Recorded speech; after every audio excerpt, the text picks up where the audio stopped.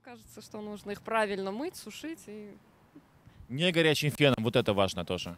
его надо просто держать подальше. 1,5 метра тоже социальная дистанция должна быть? А то сожжете.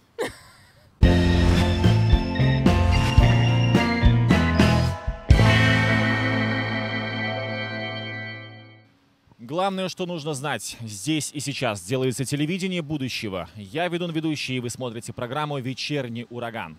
Мы с Толясиком находимся на Цветном бульваре, и сейчас будем спрашивать у людей интересные ЗОЖ-вопросы. С каким наслаждением я смотрю всегда на ухоженные волосы, и с каким шоком я узнаю, как за ними ухаживают люди или не ухаживают вовсе. Сегодня в нашей передаче мы задаем первый вопрос, который звучит следующим образом. Как правильно нужно ухаживать за волосами, чтобы они были здоровыми, крепкими и хорошими? Ну, я думаю, что их нужно, во-первых, мыть, а во-вторых, нужно пользоваться бальзамом, но не каждый день, раза 2 в неделю, наверное. На основе чего должен быть бальзам? К сожалению, не знаю. Ну, может быть, какие-то народные средства? Там лук, чеснок. Я не пробовала. Нет. Нет. У вас такие шикарные волосы. Ну, я покупаю масочки такие для волос, одноразовые. Вот. И я считаю, что они очень хорошие, но я не помню название. Как часто нужно мыть волосы? Каждый день. Каждый день? Да. Я потому что наслышан, что совсем не каждый день нужно это делать. Ну, если не каждый день, то они как-то выглядят... Не очень. Вы это имели в виду? Да. Вы знаете, я до сих пор не добился успеха в этом, потому что у меня уже лет так 6 не проходит перхоть. Я пытался уже абсолютно опробовать любые шампуни от перхоти, такие известные марки. Я не знаю, у вас...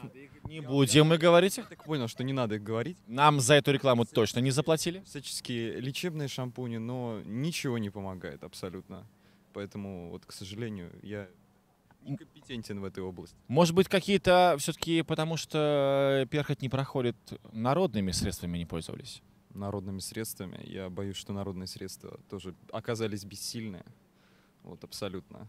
Вот я смотрю, девушка, да. Вот. Спросите лучше меня. Да, слушаю. Ну, во-первых, далее использовать кондиционеры и всевозможные маски для волос, в том числе народные средства а-ля кефир и яйца. Кефир и яйца? Да, вроде как помогают для волос. А кефир 1%, 2% или как можно жирнее? Знаю, я не разбираюсь, я их особо не делала, но слышала, что помогает. То есть сами не пользовались, но рекомендуете? Да, у меня нет как таковых проблем. Я вижу, я вижу. Ну, надо почаще мыть голову, использовать различные маски для волос, укрепляющие корни или кончики. Вместе с шампунем, например, после мытья головы надо использовать бальзам специальный для волос. Всегда. Ну, регулярно, да. Вы же хотите хорошие волосы? Очень хочу. Очень хочу. Если маску сделать самой, из чего, из каких компонентов она должна быть? Как вы думаете? Да, я тоже не делала сама. Ну, вот какие, может быть, должны быть именно продукты питательные для корней? Как вы думаете? Ну, я думаю, мед, может быть, с чем-то. Сметана какая-нибудь, что-нибудь такое, творог. Это уже вкусно, уже можно даже есть. Я не знаю больше. Творожку бы туда еще. Обезжиренного, потому что сметанка и так высокая, так? Ну и какую-нибудь посыпать чем? Маслицем ароматическим каким-нибудь. Посыпать маслицем, да. Как сделать, чтобы волосы были здоровыми? Чем мазаться? Мазаться чем? Ну, то, что есть под рукой. Вот то, что вот Кирилл мажет, достаточно неэффективно, а то, что я, эффективно. То есть нужно спрашивать у одного из близнецов. И нужно угадать, у кого. Кирилл, чем мажетесь? Ай, лаком мажемся, но не помогает. Поэтому лучше ничем не мазаться, и все будет окей. Вы как специалист точно сейчас вот между двух огней скажете правильное мнение. Хорошими средствами. Нужно. Гениально. Какими? Конкретные бренды или что? Нет, можно просто какие, на основе чего? Какие маски или шампуни, какие там должны быть витамины, чтобы все было хорошо? Ну, зависит от типа волос, у нас есть разные. Но классический набор — это, наверное, какой-то хороший шампунь, кондиционер, сделали масочку, потом масло помазали, высушили. Перфекто. Масло. Какое масло? Каким? Оливковым? Можно. Если оно натурель, то, в принципе, почему бы нет? Ну, нет, всякие хорошие есть разные там. Кукурузное, оливковое, пшеничное, мазутное. Мазутное, да, самое то. Ну, какое-нибудь масло, не знаю, макадамия, жожоба, все что угодно. Кокосовое масло хорошо. Чтобы волосы были пушистыми, здоровыми на голове, надо за ними ухаживать так же, как я ухаживал всегда. Здрасте. Сколько раз в неделю нужно мыть голову, волосы, чтобы они были хорошими? Каждый ли день? Ну, вообще нежелательно. Как говорят специалисты, конечно. Так я не знаю. Ну вот вы моете каждый день голову? Нет, 2 раза в неделю. Какая маска может быть нужна без употребления каких-либо шампуней? На основе чего это должна быть маска? Да банально. Какая еще раз маска? Репейная? Я не... Вы так на меня не смотрите. Я в этом вообще 0. Кефир можно, я знаю. Насколько он должен быть жирным? Без понятия, я не пробовала, но я просто знаю. Можете попробовать, потом мне скажете. Советы раздавать просто на!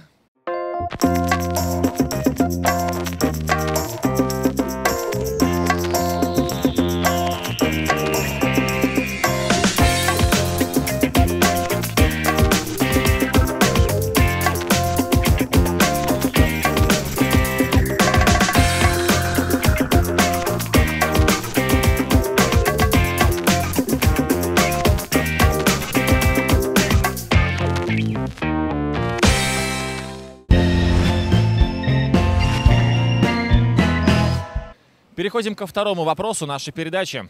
Храпом, или по-научному апноэ, страдает очень огромное количество людей во всем мире.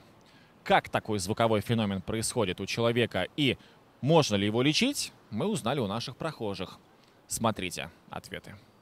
Как делать, чтобы человек не храпел? Может быть, какие-то упражнения? Почему это происходит? И так далее. Мне кажется, что это происходит, потому что там какая-то перепонка расшатывается. Но это ужасно, когда люди храпят.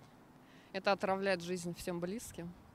И самому человеку. Храпящему. Я слышала, что это вредно, кстати. Этот человек может как-то там плохо дышать, когда он храпит. И у него кислород не поступает, и это чревато. Храп надо лечить. А перепонка, вы сказали, какая-то там расшатывается. А где она находится? Это я не знаю. Что за перепонка? Где-то там внутри. У моего отца была сломана перегородка в свое время носовая, вот, и из-за этого у него был храп. Затем в результате определенной косметологической операции это удалось устранить. Получается, если человек сделает хирургическую операцию по носу, на нос, по носу, на нос. Это необходимо, только если это необходимо. Так. Возможно, это не поможет, возможно, это ухудшит в результате неправильного хирургического вмешательства. Ну, у нас все профессионалы. Мучаетесь ли вы от храпа? Я нет, мучаются те, кто рядом со мной спит. Вот какие-нибудь действия предпринимаете, чтобы не было? Или уже просто свыклись уже? Ай, ладно. Ну, они же и предпринимают действия. Просто-напросто, если есть рядом вторая комната, они уходят. И все, никаких мучений от храпа абсолютно. Может быть, сильно устает, как-то погружается в сон. Так сильно устал, что погрузился в сон. Храп будешь? Буду. Давай, вызывай. Так. Мне кажется, это с сердцем проблема. Ну, я не знаю точно от этого или, но я слышала, что да. Если проблемы с сердцем, человек храпит. Но в основном-то пожилые же люди. Ну вот и меня туда тоже записали. Так, хорошо. С сердцем проблема. А что там? Слишком оно быстро бьется или наоборот очень медленно? Я не знаю, я же не медик. Ну а как может быть? Сходить к врачу и провериться. Это просто такой щелчок, который лучше бы все-таки сходить и провериться. Ну, можно просто уйти в другую комнату. Самый дешевый вариант. Что ж вы всех гоняете? Так, а если прям человека хочется обнимать, целовать по ночам, и вот он храпит, как ему можно помочь? Найти другого человека. Как же радикально, как же радикально. Так. Так, храп, ну, к терапевту записаться вначале нужно. Может, он что посоветует, может, какие-то анализы сдать, какие-то проблемы найдутся. Какие бы анализы бы сдавали? Анализы? Ну, я бы сдавал так... Кровь. Кровь можно, мочу, билирубин, что еще там? Что еще? Какой рубин? Билирубин. Это что? Ну, такой фермент в организме. Ну, сдадите кровь, вы знаете. Сдавали недавно? Да. То-то. Прям сразу в памяти свежо. Какие процессы, как вы думаете, почему человек храпит и что делать, чтобы такого не было? Надо отвечать с биологической точки зрения. С какой-нибудь. Храпит.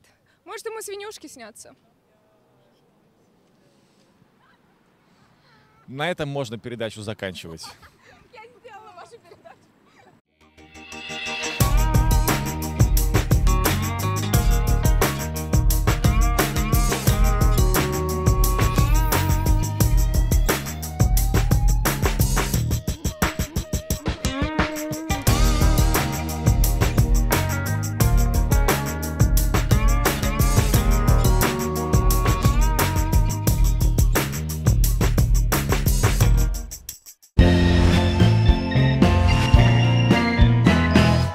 46-й выпуск программы «Вечерний ураган» подошел к концу. Подписывайтесь на наш канал, ставьте лайки и пишите комментарии. Интересные, сочные и полезные темы о здоровье можно почитать на сайте АСМ. Заходите и изучайте. А я, ведущий, прощаюсь с вами на одну короткую неделю и говорю, друзья, пока.